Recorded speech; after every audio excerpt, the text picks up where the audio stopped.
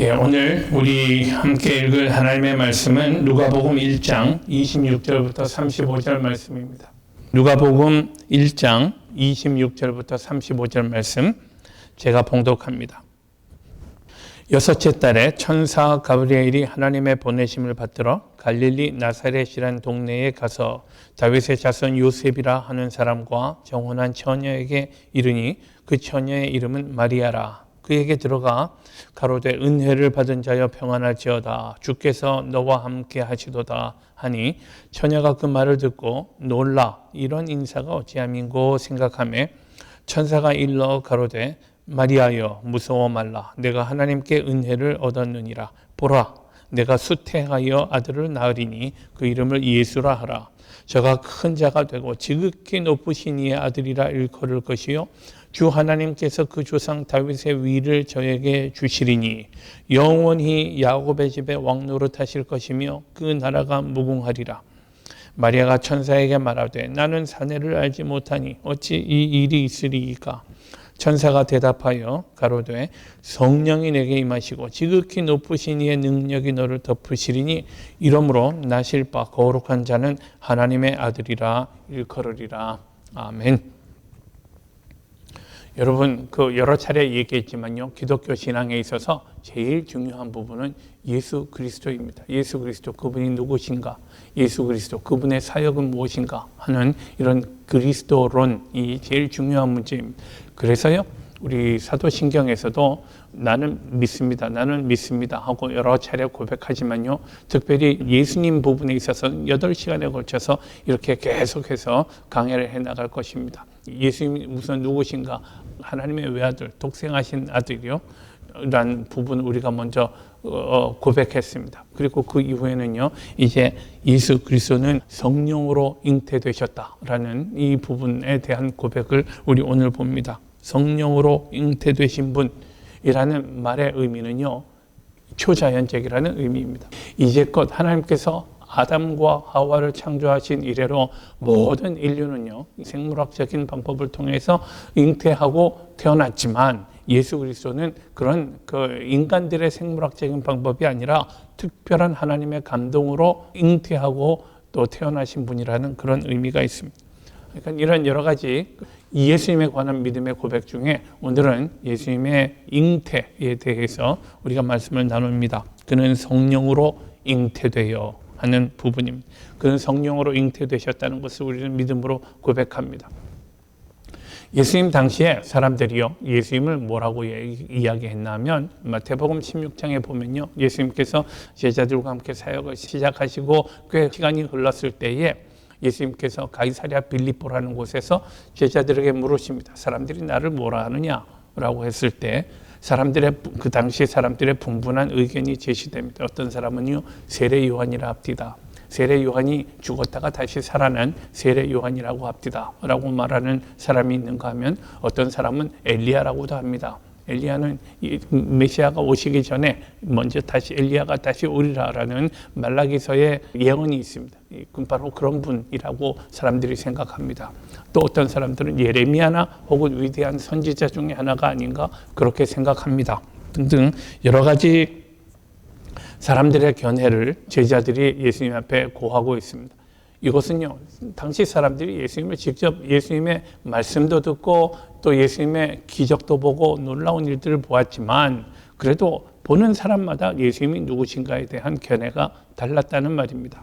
그러나 여기에서요 시몬 베드로가 대답합니다. 예수님께서 이 말씀을 들으시고 제자들에게 다시 물으십니다. 그래 그러면 너희는 나를 누구로 하느냐 라고 할 때에 베드로의 놀라운 고백이 있습니다. 마태복음 16장 16절 말씀이죠.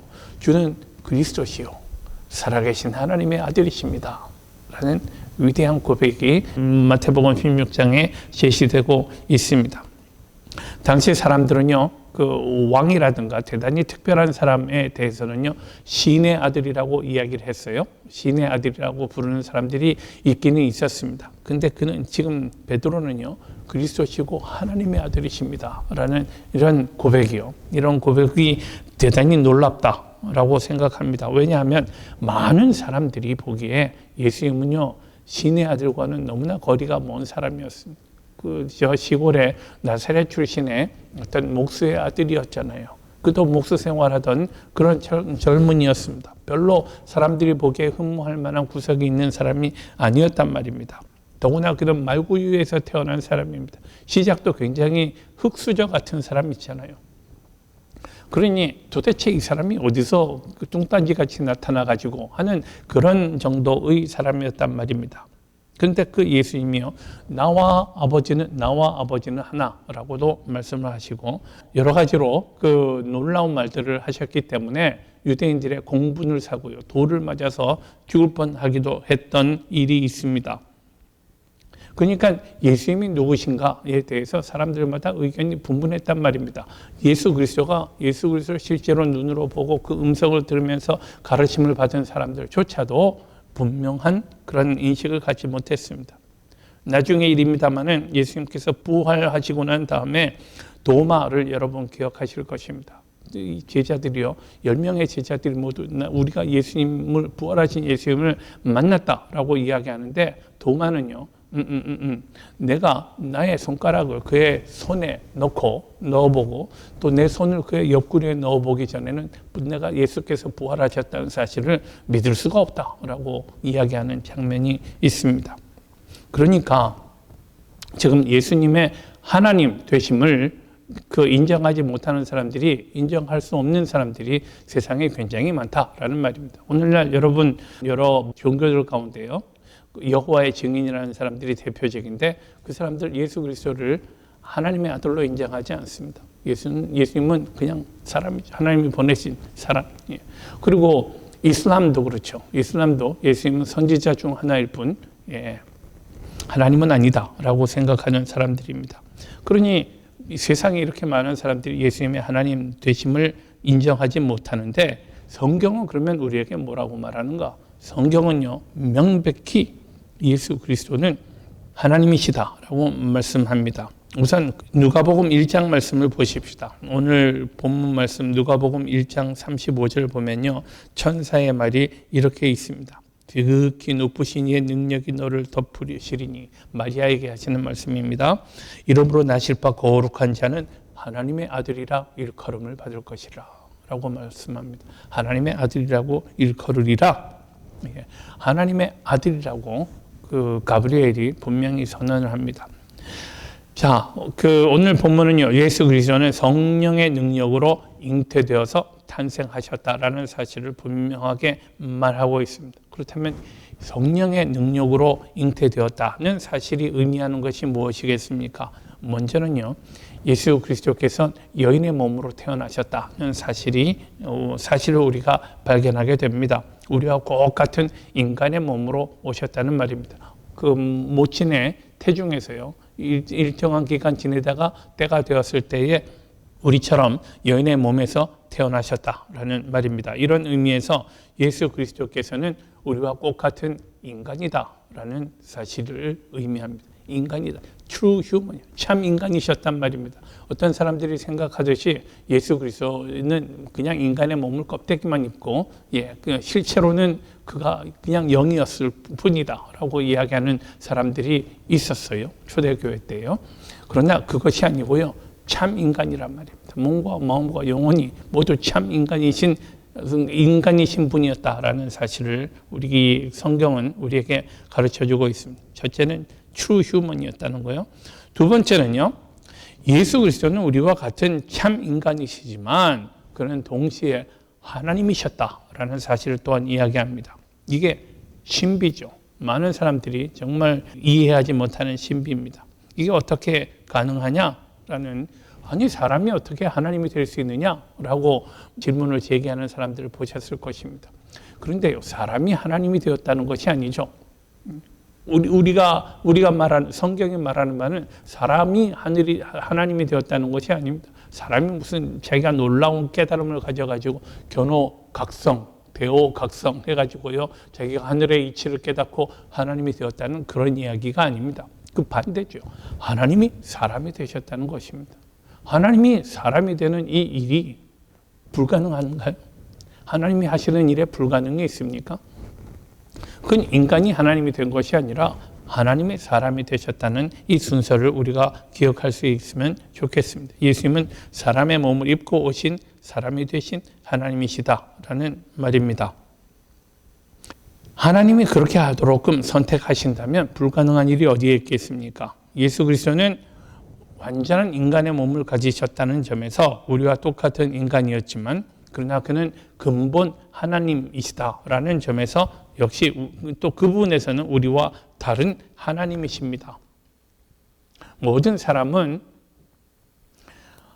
아담과 하와의 예를 통해서 보듯이 우리 생물학적인 그런 방법을 통해서 또는 육체적인 그런 방법을 통해서 태어나게 되어 있지만 예수 그리스도 그분만은 이 법칙에 속하지 않았다는 말입니다. 성령에 의해 잉태되신 분, 그래서 성령에 의해서 예수께서 잉태되었다는 사실은 예수님과 우리들 사이에 또는 하나님과 우리 사이에 근본적인 차이가 있다라는 사실을 설명하는 구절입니다. 그렇다면 예수님이요, 제가 지금 예수님은 참 인간이시고 참 하나님이시다라는 이 사실에 대해서 강조를 했습니다만은 예수님이 참 인간이시고 참 하나님이셔야 했던 이유는 뭡니까? 우리의 구주 되시는 예수님이 하필이면 이런 방법으로 우리 가운데 거하셔야 했던 이유가 뭡니까? 누가복음 1장 31절 말씀이요, 가브리엘의 말입니다. 보라, 네가 수태하여 아들을 낳으리니 그 이름을 예수라 하라 라고 했습니다. 여기에 하나님의 의도가 있지 않는가? 예수 그리스도의 이름이요, 예수라는 이름은 지난주에도 말씀드렸듯이 요슈아라는 그 히브리 이름의 그리스식 표현입니다. 예수스는 그리스어로고요. 그렇게 우리 히라버 성경에는 예수스 이렇게 되어 있습니다. 그것을 영어로 옮겨서 지서스라고 그렇게 읽는 거죠. 그리고 한국말은요, 우리가 이 히브리어에 좀 더 히라버에 좀 더 가깝습니다. 예수, 우리 이렇게 읽으니까 정확한 발음이다 이렇게 생각을 합니다. 구약 성경에서요, 여호수아라는 이름을 가진 두 사람이 있습니다. 여러분 먼저 떠오르는 사람은 모세의 후계자 여호수아입니다. 모세의 후계자 여호수아는 모세의 뒤를 이어서 이스라엘 백성들을 이끌고 가나안으로 들어갔던 사람, 그리고 가나안에서 각 지파별로 땅을 분할하고 가나안 땅에서 정착하도록 했던 지도자였습니다. 여호수아. 그리고 또 한 사람은 바벨론 포로기를 마치고 스룹바벨과 함께 예루살렘으로 돌아와서 성전을 재건했던 대제사장이었습니다. 그러니 한 사람은 이스라엘 백성들을 구원의 땅, 하나님이 약속했던 땅으로 이끌어 들어갔던 사람이고, 또 한 사람은 예루살렘의 성전, 예배를 상실하고 성전을 상실했던 민족들에게 성전을 재건했던 지도자였습니다. 그러니 우리 주님이 예수라는 이름으로 불리게 된 것은 상당한 의미가 있다 생각을 하고요. 하나님께서 이스라엘 백성에게 주신 구원의 약속을 성취할 분이라는 그런 의미를 상징한다고 볼 수 있습니다. 예수님의 이름 뜻을 우리가 알고 있습니다. 마태복음 1장에 보면 이렇게 되어 있습니다. 가브리엘의 선언인데요, 아들을 낳으리니 이름을 예수라 하라. 그리고는요, 이는 그가 자기 백성을 저희 죄에서 구원할 자이심이라 하니라 했습니다. 자, 예수님의 이름 뜻이 뭐라고요? 자기 백성을 저희 죄에서 구원할 자요, 하나님의 구원이라는 이름 뜻을 말씀드렸었습니다. 인류를 구원하기 위해서, 인류를 구원할 수 있으려면 예수님은 하나님이셔야 했습니다. 사람이 어떻게 사람을 구원합니까? 내가 여러분을 사랑한다 해서요, 제가 하나님 앞에 우리 형제들, 우리 자매들의 죄를 다 용서해 주십시오, 제가 대신 죽겠습니다, 죄값을 치르겠습니다 라고 하면 그게 그렇게 되나요? 죄 없는 하나님이셔야 가능한 일이었다 생각을 합니다. 이스라엘 민족을 탁월하게 이끌어서 전쟁에서 이기고 번성하는 나라를 만들려면 무슨 탁월한 리더라면 가능했겠지만, 그러나 그들을 죄로부터 구원하는 이 일은요, 사람이 할 수 있는 일이 아닙니다. 왜냐하면 죄는 하나님과 사람 사이를 관계를 망가뜨리는 바로 그 결정적인 요소이기 때문에 그렇습니다. 그래서 모든 사람이요, 우리는 태어날 때부터 죄의 영향 아래에 있고 죄로부터 벗어날 수 없는 사람들입니다. 그런 사람들이, 나의 죄도 감당하지 못하는 사람들이 어떻게 남의 죄의 문제를 해결하겠습니까? 예수님이 우리를 죄에서 구원하기 위해서는 그분은 하나님이셔야 했습니다. 보십시오. 요한 사도의 증언입니다. 요한복음 1장에서 쭉 보면요. 1장 먼저 1, 2절 말씀은 이렇습니다. 태초에 말씀이 계시니라. 이 말씀이 하나님과 함께 계셨으니 이 말씀은 곧 하나님이시니라. 그가 태초에 하나님과 함께 계셨고. 예수 그리스도에 대한 말씀입니다. 예수님은 태초부터 하나님과 함께 계신 분이요. 그리고 이 말씀이 14절 육신이 되어, 말씀이 육신이 되어 우리 가운데 거하며 우리가 그 영광을 보니 아버지의 독생자의 영광이요 은혜와 진리가 충만하더라. 예수 그리스도 하나님의 영광을 나타내는 그분을 우리가 직접 보았습니다. 하나님 은혜와 진리가 충만한 하나님의 영광을 발견했습니다. 그리고 18절 내려가면요. 이 예수님은요, 아버지의 독생자라고 먼저 얘기했고, 아버지의 독생자의 영광이요 했죠. 또 18절 보면 아버지 품 속에 있는 독생하신 하나님이라 라고도 말합니다. 외아들이신 하나님이라는 이런 표현입니다. 이렇게 예수님은 무죄하신 하나님이시기에 우리의 죄의 문제를 해결할 수 있다는 사실을 먼저 강조합니다. 오늘날요, 예수 그리스도의 동정녀 탄생, 성령으로 잉태되어서 동정녀에 의해서 탄생되었다라는 사실에 대해서 믿지 못하겠다라고 하는 크리스찬들이요, 의외로 뜻밖의 많습니다. 어떤 교단에서는요, 제가 어떤 교단이라고 말하기는 미안해서 하여간 못합니다만은 성도들의 60%가 넘는 사람이 또 그 성령으로 잉태되었다는 사실은 내가 인정을 못하지라는 사람들이라고 합니다. 그렇다면 이 사실을 안 믿으면요, 예수님이 하나님이시라는 사실을 사실은 부인하는 거죠. 예수님이 성령의 능력으로 잉태되고 마리아의 몸을 빌려서 세상에 오신 하나님의 아들이라는 사실을 부인한다면 예수님이 죄가 없다는 기독교의 대단히 중요한 교리를 부인하는 그런 결과가 됩니다. 죄 없으신 주님을 사람들이 믿지 못한다는 거죠. 만약 예수님이 요셉의 아들이라면 그분은 죄인의 아들로 또 죄인으로 태어날 수밖에 없는 운명이었을 것입니다. 그렇다면 예수님이 하나님의 아들로서 우리를 대속하셨다라는 십자가의 구속 사건도 믿을 수 없습니다. 또 부활도 믿을 수 없습니다. 아니 죽은 사람이 그 죄와 사망의 권세를 자기가 이기고 어떻게 다시 살아날 수 있습니까? 결국 우리는 기독교의 중요한 복음의 핵심들을 믿을 수 없게 되는 존재가 된단 말입니다. 그러므로 동정녀 탄생을 안 믿는다면 벌써부터 믿음의 그 핵심을 벗어나는 그런 결과가 됩니다. 예수님의 출생은 사실은 기적의 순간이었습니다. 이사야서 7장 말씀 보십시오. 이사야 선지자가 예수님의 탄생을 예언한 부분입니다. 그러므로 주께서 친히 징조로 너희에게 주실 것이라. 보라, 처녀가 잉태하여 아들을 낳을 것이요 그 이름을 임마누엘이라 하리라 했습니다. 예수님 태어나시기 전 700년도 더 전에 선포된 예언에 따라서 700년의 세월이 흐른 뒤에 과연 성령의 역사로 처녀가 잉태함으로써 예수님이 이 땅에 오셨던 것입니다. 하나님께서는 이렇게 신비한 방법을 통해서 예수님이 이 세상에 오시도록 했습니다. 성령이 마리아를 감동하고 성령의 능력으로 마리아가 잉태했습니다. 이렇게 함으로써 하나님의 아들이요 예수 그리스도께서 죄에 오염되지 않도록 하셨습니다. 그러므로 예수님은 죄 없는 분으로 이 세상에 오셨습니다. 참 하나님, 참 인간이신데 예수님은 하나님의 방법으로 오셨기 때문에 죄가 없으신 분이었다라는 말입니다. 그러면서도 완전한 인간으로 오셨습니다. 예수님은 완전한 하나님이면서 완전한 사람이었다라는 이 주제가 얼마나 중요한지 모릅니다. 오늘날 또 예수님의 하나님 되심을 부인하는 사람들이 여기저기서 일어나고 있다는 말입니다. 제가 지난번에도 말씀드린 바 있습니다만 Historical Jesus라는 이런 주제를 가지고 공부하는 사람들이 있었단 말입니다. 예수님은 사람이시면서도 죄가 없습니다. 이것이 우리가 이해하는 기독교의 중심 교리입니다. 우리가 이 사실을 확실히 기억하고 믿을 때에 예수님을 나의 구주로 고백한다고 말할 수가 있습니다. 예수님은 성령의 능력으로 잉태되신 하나님의 아들이시다라는 이 사실을 우리가 마음으로부터 믿고 입으로 고백하면서 우리에게 구원의 기쁨과 감격이 늘 충만하기를 축원합니다.